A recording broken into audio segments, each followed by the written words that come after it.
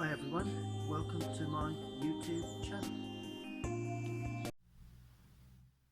Okay, well here we go again with another one of my videos to demonstrate watercolour painting.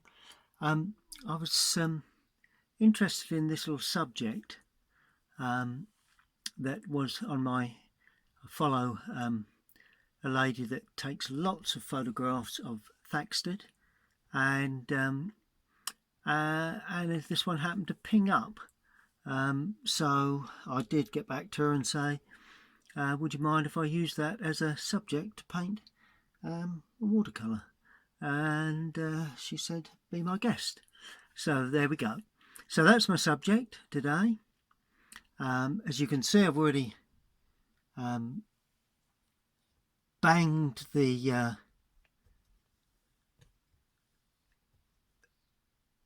drawing down, the outside, the outline drawing. So it's focused, yep. And it just needs painting, really. I'm going to have a bit of fun with this one. Still in lockdown, obviously, although we are allowed to spend a bit more time outside. And I did really urgent, really can't wait to get out there and paint on plein air. Plenty of lovely subjects just within quick walking distance of where I'm at the moment, where I live. So consequently, but then sod's law, although the sun's out, there's lots of showers around, and unfortunately it's rather windy. So I'm going to have one more session in studio before I go out. So hope you look forward to my on plein air painting once again very soon. Okay, what I have is a lovely old thatch cottage, and when you look at these sort of subjects, you need to look at the tone values of everything. Thatch is generally dark against normally a cream or a cream rendered building, and quite often they put some dark surrounds around the windows just to get tonal contrast. But I'm going to have a bit of fun with this purely because it's one of those subjects that I enjoy painting so much that I just want to let it all sort of take its shape, really. You know, I'm painting around the chimney, but I'm painting over, so the chimney is going to remain light or white paper at this present stage, but the rest of the cottage, particularly the roof area, is all going to be painted in a base colour. There we go. That's looking good. Now, as you can see, I've not got a surround on there, so it's purely let me just try and catch that so it doesn't ride up too much. That's lovely. Right, that goes across the top. So I've damped the paper in a lot of the area. Should hold it down a little bit. Hope we've not got too much shine on there for you to see. Use a very large brush for this, and I'm going to drop some colour in the sky, and it's going to be cobalt blue. So a bit of cobalt blue there, a bit more there. Actual fact, a cerulean blue, adding a little ultramarine. I want it to be a little dark around the chimneys, but you'll notice that I'm not being too fussy because I want a looser feel. I always like a nice loose feel to these old buildings. It gives them a bit of character, really, you know. So I've started off with the light blue cerulean, then I'm going in with the very strong ultramarine to try and get a tonal contrast so that we can give the impression there's a bit of cloud work. Only a subtle piece of cloud work. There we are. So that's pretty much as as I would expect. Now I'm going to clean the brush, and as we move away, we're going to have the light coming from the right. So as we move away, I'm going to add in a little bit of red into the sky and just pull that back, so we've got a little bit of that just flowing there, a little bit of that into there. There we go. Then I'm going to add yellow to really lighten that sky up and drag that into that left hand corner. Clean the brush again, and a little bit of cerulean just stroked in places just to give it a bit of interest, and particularly in that lower area there. We are very nice, very straightforward, gives a film of light coming from the right. Also going to put in a little bit more deeper cerulean in this bottom edge just to show a bit of low level cloud there. Good. Now I've damped the roof, but that's beginning to dry, but I'm going to put an overall wash of I'm making my mind up here. I'm going to use light red. Is there a reason? Not really. Oh lovely, I splashed up. Look at that. Isn't that lovely? Look at that. That's it. A bit more light red in there. Bang that into there. Yeah, we're coming right the way down onto the building. We'll leave the windows unpainted because we do have white there. But other than that, this is an overall wash of light red. And for start off, it's not too strong. That's the roof. Then I'm going to add a bit more light red now to try and pick up the warm cream of this front of the building. Going around the windows like that, yes, and that part of the, that's a roof area, so we'll leave that. That is red tile. A bit more red now, right in at the most interesting part of the picture. So that's going there, or the front of that, yeah, that's all going in very nicely. And along the foreground, I'm going in with some lovely lemon yellow. May have a bit of red in there, but we're not too concerned with that. Nice bit of lemon yellow. Helps to bring the sky into the building and the green grass. Now I'm adding Prussian blue into that. I'm just letting that blend. So I've got little touches of the varying colour there. And now along the edge where there's lots of sort of green planting, I'm going to try and blend some of this up. Quite a stiff mix of the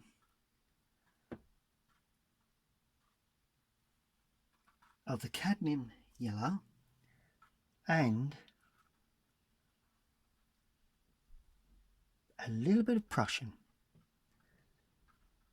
There you go, look at that, and that blends more or less, leaving some gaps, and put some up into this climber around that window, some down there. Oh, and there is a yellow, so it's lemon yellow. It's a bit of a climber, sort of a bit of a bushy affair there. And I'm bringing that right down because I can't see that side anyway. So, we've got to remember to paint around the urn there. A little bit of that there like that. Look at that. See how it's lovely and fresh, lovely and clean. That's the key to these sort of paintings. And that bit there is distance.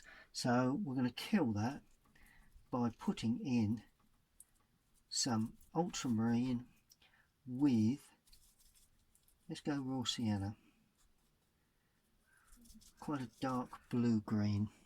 There we go. So we've given impression that there may be some tree work there. There was a little bit of tree work here, so let's just bang that in. It may get lost in the end amongst everything else.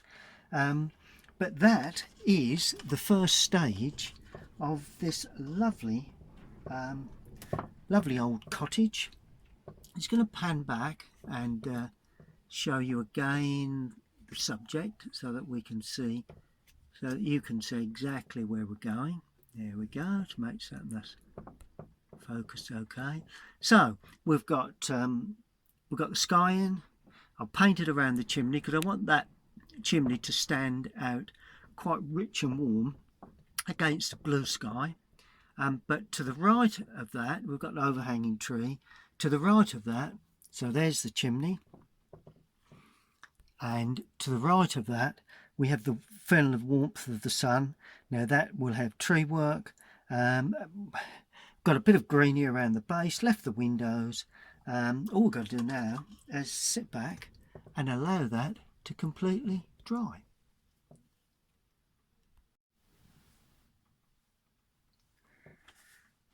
Right, well that's now nicely dry. I want to start getting some darks in now, so I'm going to put in the roof itself. And this is going to be quite interesting actually, because there's varying tones in this roof. Now, thatch roof, my recommended mix. Start off with raw sienna for thatching, because after all, you know, when it's new it's quite yellowy, but as it ages becomes more brown and then grey. So we start off with raw sienna or yellow ochre if you use that one. I'm adding burnt umber with that to make it darker. Now the key to this is that once you get it a little bit darker, that's sort of like the middle age of colour. So if you've got really brand new thatch, it's raw sienna, yellow ochre. Then you add burnt umber to that, which will help give it a slightly aged feel. Then this one is quite cool and grey. So I'm going to use a touch of ultramarine blue. And that will give me that sort of aged grey effect. Now, I don't go too dark, but it is quite dark. So to check the tone, I'm going to do there we are, a slightly greeny grey. Let's just add a bit more blue to that, and a bit more brown, so as we don't have too much of that yellow. There we are. Right, now that's the shadow side. So in we go with that lovely shadow side there. That's a shadow side, so let's do the two shadow sides first. There, like that. Underneath there. Okay. Then we thin it and we spread in a sort of lighter side, a bit more blue, a bit more brown, and we can keep intermixing these colours until we achieve the desired sort of colour. A bit more brown in there. There we go. And these old roofs are quite, you know, uneven, and a bit of blue, bit of brown, bit of yellow in there. And that's quite light across the top there. That's that lovely old sort of arched dormer window. And that comes down into the sunlit area. See the way I'm laying this on very freely, very loosely. Let's have a little bit of blue in there as well now. And I'm just leaving a bead of white there, just for future reference, so as I know where I am. A bit more brown wouldn't hurt. To have a touch of brown in there, and a bit more brown along the top, and a little bit lighter. It's all about getting the tones in as early as possible, and then much lighter as we run out in picture that way, because we're going to have the overhanging tree. I don't think that needs too much more doing to it, to be quite honest. And while we have this, I'm going to bang in the light red for the chimney. Now this is only and I'm going to run into that damp area. Now this is only the chimney stack at this stage, and I'm going to let that drizzle in. May need to pull that across a tad, just so as we know where it is without. Just going to pull the whole thing across like that, and just allow that to. Now some people be mopping and tucking and lifting, and no, that's not me. Go with the flow. Right, now I'm going to paint in a real red. So there's cadmium red here for the right hand side of the chimney pots, leaving the left hand side unpainted. And see how I'm allowing that to drizzle into the colour again, and also there is just one of those little caps on the top of that one. But that's basically it. And so I'm allowing the paint to drizzle. The red of the tile roofing has gone into the thatching. Then I've allowed the chimney pot colour to go into the chimney. So there you go. Right, next stage will be painting in. Let's do the window surrounds because they're black. Well, we say black, but all it is I rarely use a Payne's grey for this. I would just use ultramarine blue and burnt umber, and that'll give you a very, very dark colour. And are we going warm or cool? Well, let's go cool. Sorry, let's go warm. So more burnt umber in there. There we go.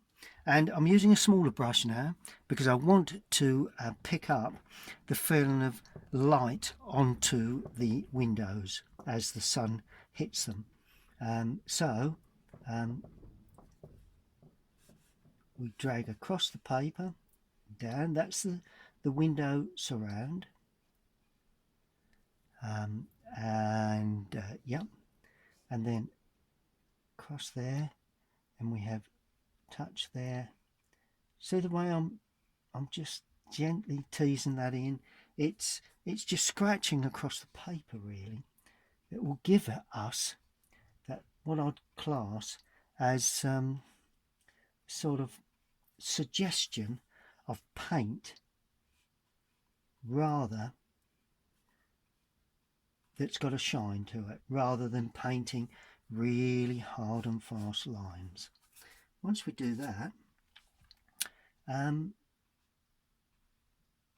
you go, and the seal, the same here for this distant one, the seal there. Good. Oh, there is one here too, like that. Bit more water in the mix now, because I'm going to do the downpipe from, so it's the gutter there and the downpipe there. Good, that pretty much sets the scene for that. Now I'm going to, I need red tile roofing here, but I don't want to take away from the lovely glow we've got from the front of the building, so I'm going to use light red for the red tile roofing there, with a touch of the burnt umbers in there. So I've got a touch of the burnt umbers, if you get my drift. So that tile roofing is considerably less intense than that one. I'm going to just drop in a little bit of extra red here and there, but it doesn't detract from the colour of that. It's not the focal point, but it does lead the eye in. We haven't got a great deal of colour otherwise. Now, cleaning that brush, I'm going to paint in the yellows, because we do have sort of a nice little yellowy bush there, bit of yellow there, and not a great deal of colour to this, but there is just a little bit of yellow. May even introduce a little bit of warmth to that you know, where I've left white areas, I'm going to introduce a bit of warmth in places, mainly on that bit there. Maybe a little bit of warmth there. May put like a climber affair there. And then I'm going to add blue and yellow together to get myself a nice dark green. I'm using Prussian and cadmium for this. And where I drop that bit of green in, I'm just scratching across the paper, a bit darker that side, to give me a feeling of texture. Not putting that everywhere, but just here and there. Where would I have? Oh yeah, a bit of texture running up there, texture there, bit of shadow work, just playing with colours really, playing with tones. Nice bit of tone around that urn there.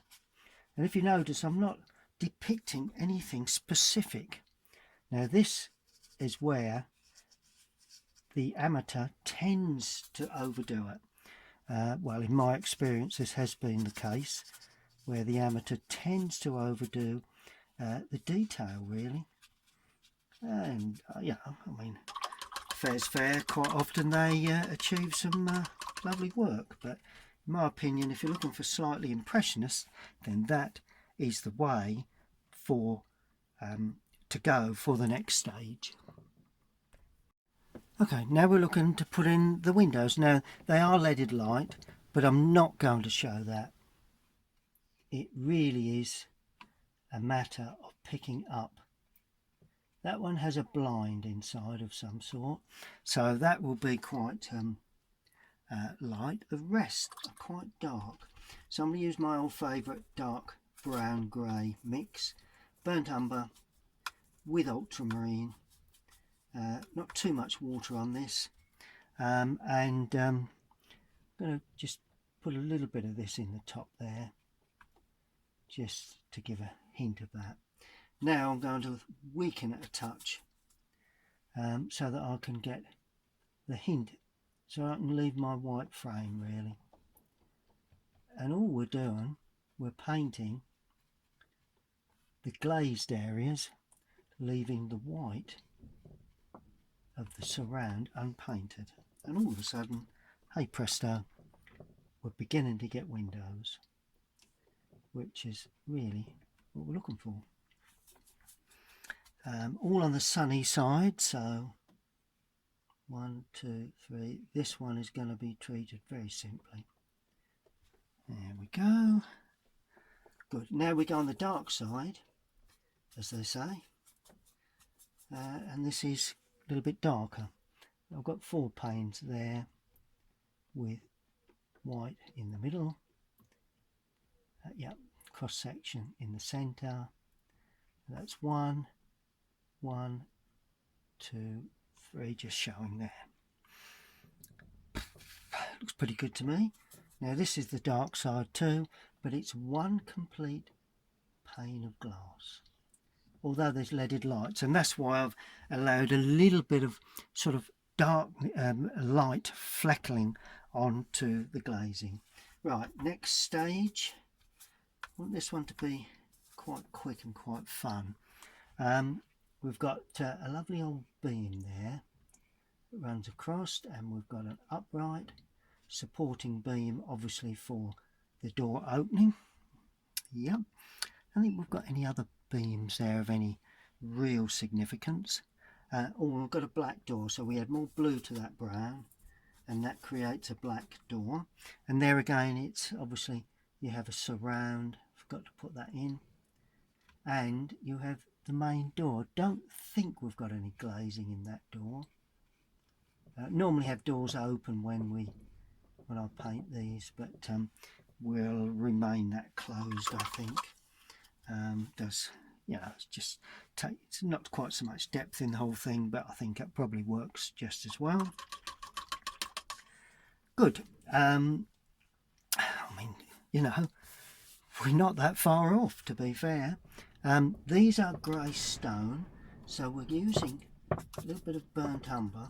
Can you hear that wind outside us? Quite a strong affair. Right, so I'm doing the lighter grey first on there. I'll show you how to get a rounded effect on these lovely sort of ornate stone features. Presumably that's the opening before we get to the door. And then on the back edge I'm going in dark, and it's there, there, there, and down there, underneath there, and all of a sudden you've got that feeling of, well, there's a bit of a lip round there, of shadow. And then there's just a lip on that. There we go. And all of a sudden, a bit more blue on that back edge, just to really deepen that off. No need for any real fussy detail. And then finally, a bit of yellowy green on the top.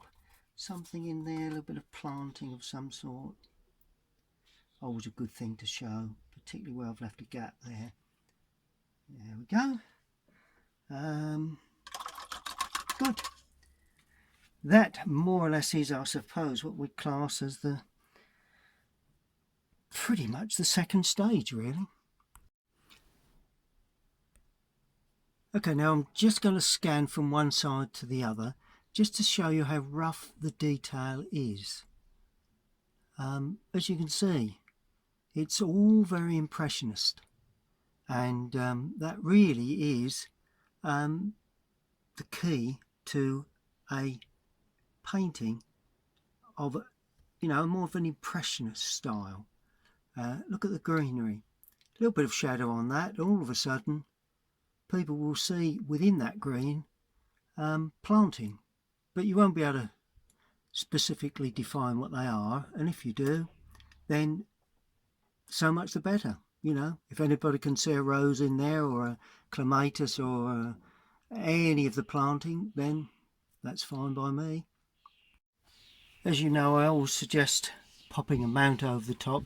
As you can see, I've not used tape at this present moment, but I always suggest having a mount ready so you can just place over the top at sort of like the middle, the beginning, the middle, and at the end, just so as you can get a bit of a balance. Maybe we need a bit more of that side, maybe a bit more of that side, top, a bit more bottom, although I wouldn't want the chimney to go out of picture like that. It doesn't look good composition. I like to see a bit of sky above chimney pots, and maybe if we've got enough greenery this side, we virtually cut off the side of that. But we will see as we go along.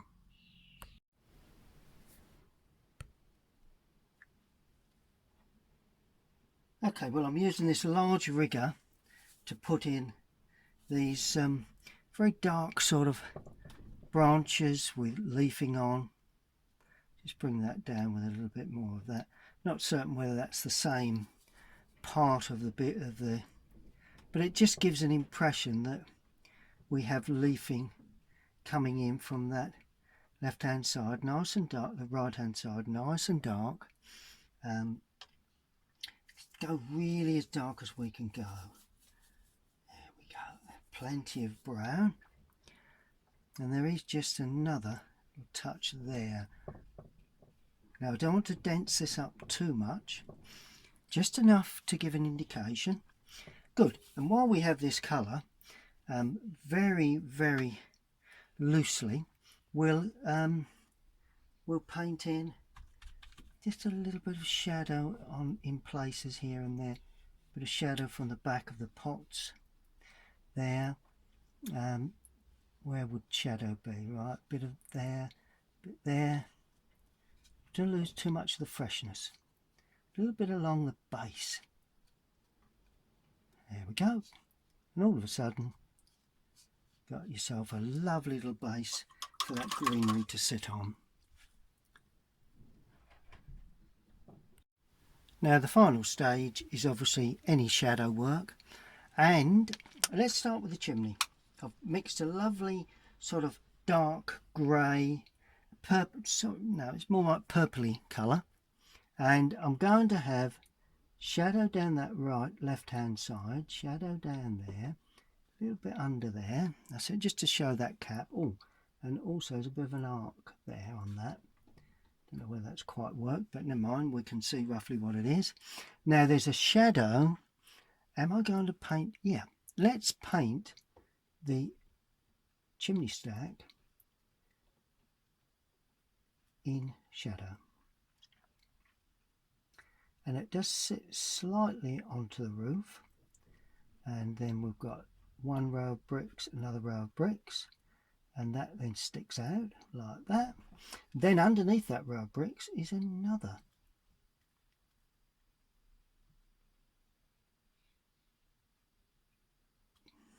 There we are. And all of a sudden you've got a lovely sense or a feel of a chimney in sunlight. Right you are. Now it's warm in here, so I'm adding a little more water to the mix. Now, always an interesting area where that shadow comes across there. It actually lays underneath that area there, and I'm painting this in, trying to be quick because I don't really require any of that to dry too quickly, and there will be a slight sloping to that shadow, and that comes down at that sort of angle. There will be a small shadow under there, and of course this will be in complete shadow.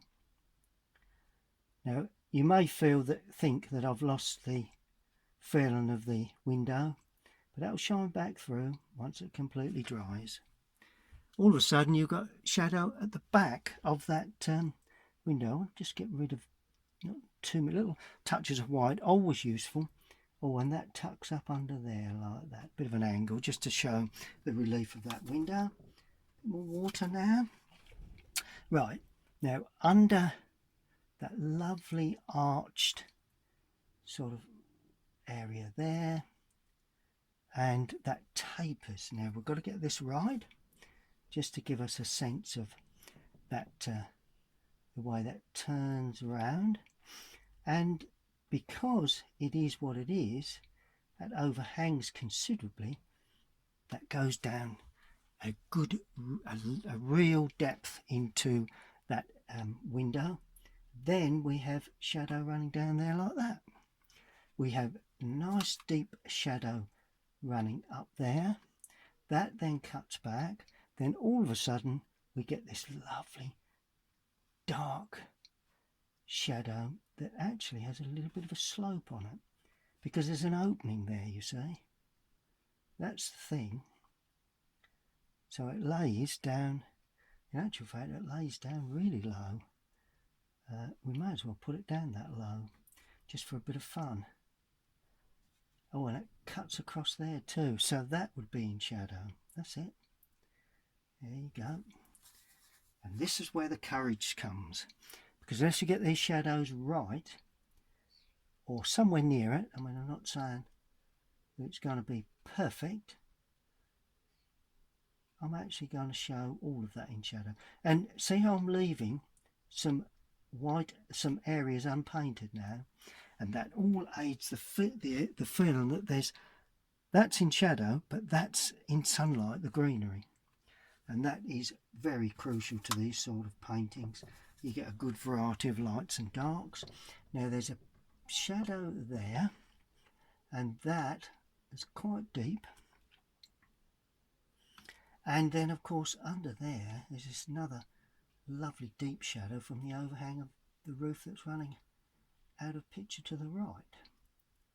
So that's always a good thing to put in. And all of a sudden we're beginning to see that lovely feeling of sunlight onto the building. Now we weaken it a touch, because I'm going to paint in any casting shadow that's on the front door from this overhanging tree. Now there will be some casting shadow up there. It will go up the wall and into that area, Some will run over that planting, and it actually comes up onto the roof area there. Don't be afraid to do this, because if you are afraid to do this, you don't quite get the effect. Now I'm actually going to block in that side, so we're going to lose that. But we've got the idea. Now there's going to be, that door is in a bit of a relief, so I want to put that in at that stage, just a little bit on the overhang of those window sills. Just see that window sill there, just a little bit of overhang shadow. Nothing on the windows. We'll leave that to shine out nice and light. A bit more blue now going in, with some shadow here and there, back edge of that, or a bit of shadow just sweeping across from that tree, as we said before. That justifies that tree. There we go. It's good. Try not to overdo this. You know, I'm telling you this because I quite often have myself in the past, so I'm telling you, but I'm also telling myself that you mustn't overdo it. So, you know, it's one of those problems that the finished article lives and dies by how much shadow you put in and where you put it in. Now this lovely urn has a shadow down the back edge, like that. And it just breaks up a bit where it comes into the sunlight. And I'm just going to show a hooked handle there, because they do have that on them. And of course, that then casts a shadow like that. Then I'm going to add a lot more red to that, with a little bit more blue, to finally cast a nice warm shadow over this foreground. Plenty of blue, gone too much red there, but let's stroke that in like that, and run out of picture on that side. Really, really warm and dark. There we are. We now need to sit back and just one area where I haven't shadowed yet. That's there. It's attached to that. There, like that. That's okay. Good. That needs to be allowed to dry. Now we're given that time to dry.